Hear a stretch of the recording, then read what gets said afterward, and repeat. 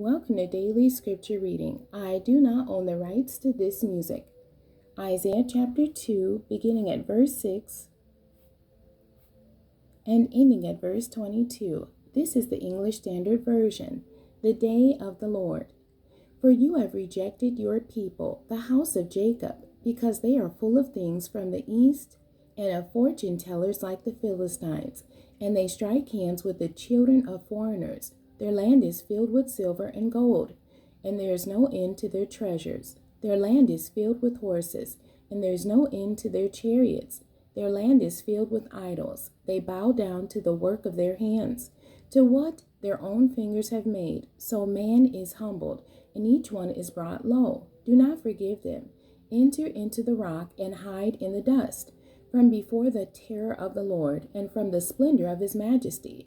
The haughty looks of man shall be brought low, and the lofty pride of men shall be humbled, and the Lord alone will be exalted in that day. For the Lord of hosts has a day against all that is proud and lofty, against all that is lifted up, and it shall be brought low, against all the cedars of Lebanon, lofty and lifted up, and against all the oaks of Bashan, against all the lofty mountains, and against all the uplifted hills, against every high tower, and against every fortified wall, against all the ships of Tarshish, and against all the beautiful craft. And the haughtiness of man shall be humbled, and the lofty pride of men shall be brought low. And the Lord alone will be exalted in that day, and the idols shall utterly pass away.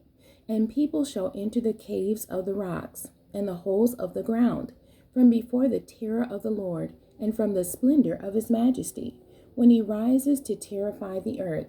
In that day mankind will cast away their idols of silver and their idols of gold, which they made for themselves to worship, to the moles and to the bats, to enter the caverns of the rocks and the clefts of the cliffs, from before the terror of the Lord, and from the splendor of his majesty, when he rises to terrify the earth.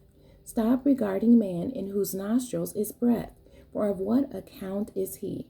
The end. God bless you, and thank you for joining me today.